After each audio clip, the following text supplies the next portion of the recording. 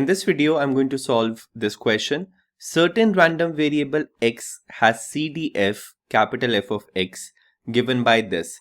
First of all, CDF means cumulative distribution function, and the notation that we have for cumulative distribution function is capital F, and then we write small x in brackets. Note that the notation that we have for PDF, which is probability density function, is small f, and then we write x within brackets. Okay, so this capital F notation is for cumulative distribution function, and this small f notation is for probability density function. So over here we are given the information related to cumulative distribution function. Okay, and there are two parts in this question. In the first part, they are asking us to obtain the PDF of x, where PDF means probability density function, for which we have the notation small f of x. Okay, so we are given the CDF and we have to figure out the PDF. Now the first thing that I'm going to talk about over here is the type of random variable x is. So let's first decide whether x is a continuous random variable or a discrete random variable. Well, many students think that x is going to be a continuous random variable because we see intervals over here. Okay, well, it is not completely right. In this case, x is going to be a continuous random variable, so that part is right, but it is not a continuous random variable just because you have intervals over here. Okay, so this thought process is not right, because no matter which type of random variable you are working with, the cumulative distribution function is always written in an interval manner. So even if I write a cumulative distribution function for a discrete random variable, even there you will see intervals. Okay, so you just cannot say by taking a look at this intervals that just because you see the intervals over here, it is going to be a continuous random variable.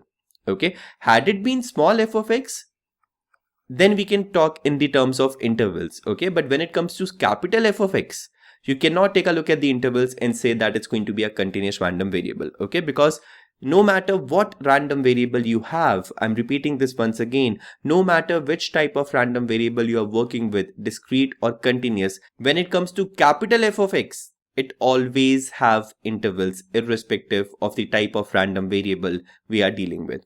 Okay, so if we cannot say that x is a continuous random variable by taking a look at these intervals, then how can we say that x is a continuous random variable?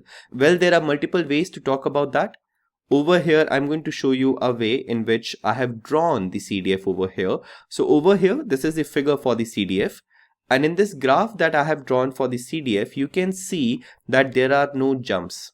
Okay, if you draw the graph of CDF for a discrete random variable, it looks something like this. Okay, so in the graph of a discrete random variable, you will see certain jumps. For example, there is a jump over here, there is a jump over here. You will see some form of jumps if you try to draw the graph of cumulative distribution function for a discrete random variable. Over here in this graph of CDF, there are no jumps. Okay, that means x is going to be a continuous random variable. Okay, and now we are given capital F of x, and we have to use this knowledge to figure out small f of x. So we have to go from here to here. For this, I'm going to use this definition. So as per this definition, if x is a continuous random variable, which we now know it is, with PDF this and CDF this, then at every x at which the derivative exists, f prime x is equal to this. Okay, now this definition is quite important. There are a couple of things that you have to note in this definition. The first thing is that if x is a continuous random variable, we just discussed that in this particular case, x is indeed a continuous random variable. They did not mention anything related to that in the question directly. But when we visualize the graph of the CDF, we get to know that x is going to be a continuous random variable. Okay, now the next thing that you have to note over here is that at every x at which the derivative of the CDF exists. Okay, so when you're differentiating the CDF to find the PDF, you have to make sure that you take a look at the points at which the derivative exists. Okay, so let me do this and show it to you step by step. So as the above graph shows, the cumulative distribution function, that is f of x, is not differentiable at these 2 points. So the graph is not differentiable at x equal to -1 and at x equal to 1. So these are the 2 points at which f of x is not differentiable. So at these 2 points, f of x has sharp corners, right? So when we derive small f of x, then we cannot say anything about these 2 points. Okay, because the differentiation is not going to happen at these 2 points. right? So now let's try to derive small f of x. So to derive small f of x, that is PDF, we have to differentiate the capital F of x, that is CDF. So now over here we have three pieces of information related to CDF. We are given that CDF is equal to 0 for x less than minus 1. So it's written over here that CDF is equal to 0 for x less than minus 1. Now because CDF is equal to 0, if you differentiate 0, you will get 0. So the differentiation is also going to be 0. That means the PDF is also going to be 0. So from here we get that PDF is equal to 0 for x less than minus 1. Okay. The second piece of information that's given to us is this.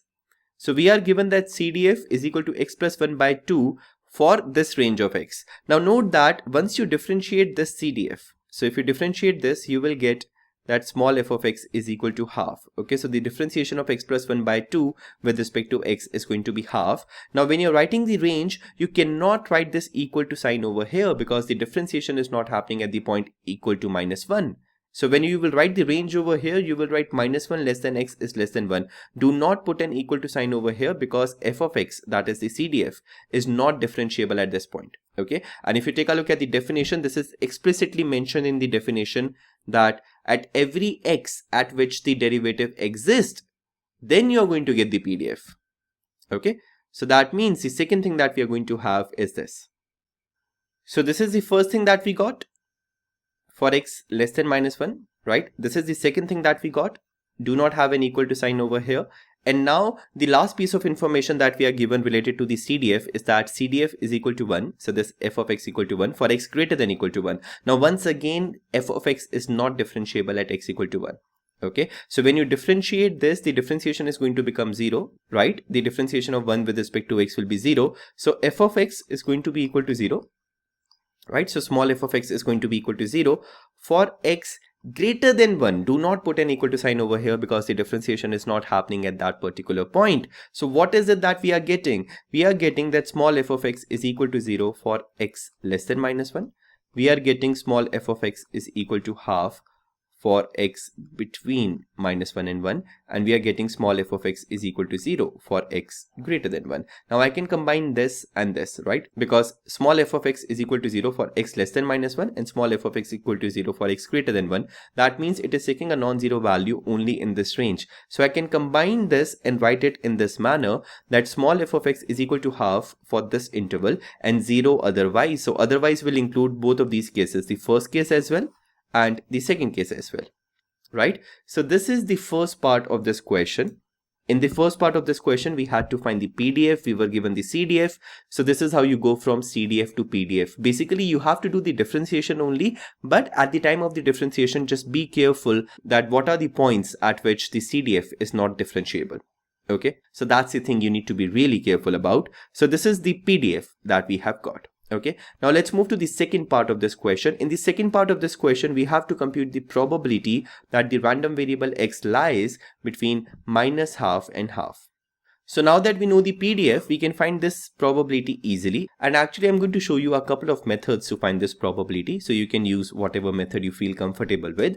In the method number 1, I'm just going to use the integration route. Okay, so we have to find the probability that x lies between minus half and half. So if you take a look at this PDF, okay, so this is the part that is going to be valid because the range that's given over here, this makes this portion valid. Okay, so that means we are going to integrate f of x from minus half to half, and the part of f of x that is going to be valid is this 1 by 2, right? So that means we are going to integrate 1 by 2 from minus half to half, and this is the basic integration exercise, right? So if you integrate half, so it's written over here, if you integrate half, then the integration will become half multiplied by x. Then you just put in these values, and once you put in these values and solve it further, you will find that this probability is actually coming out to be half multiplied by 1, which is equal to half. So the probability that we have to find in the second part of this question, this is actually equal to half. This is the first method to find this probability, which is the straightforward method. We have just done the integration over here. So now let's take a look at the method number 2. The method number 2 is the graphical method. So generally speaking, we do not work with the graphical method a lot many times because making graph for the PDF could be a time consuming process. However, in this question, the structure of the PDF is really simple. So if you want to make a graph, it's going to be a very simple task for you. Okay. So now we are going to do the graphical method. In this method, we will not be integrating f of x. We will just make the graph, visualize the area and find the probability, right? So let's try to make the graph. So if you try to make the graph of the PDF, it's going to look like this. So it's taking the value half, right? So this over here is half. And the interval is from -1 to 1. So from here to here, right? So this is your f of x. Okay. And now we have to find the probability that the random variable x lies between -half and half. That means we have to find the area of this shaded region. Okay, this. And it's quite simple to find the area of this shaded region. Basically, this shaded region is a rectangle. So if you want to find the area, you just have to do width multiplied by height. So what's the width of this shaded region? Width is this. Okay. So what's the total width? It is going to be 1. Right? -half to half. This is 1. And what's the height? Height is this. Height is half. So what's the area of this shaded region? It's 1 multiplied by half, which is equal to half. So the probability that the random variable x lies between these two values, that is -half and half, this is just equal to half. And that's what we got earlier as well when we took the integration route. Okay.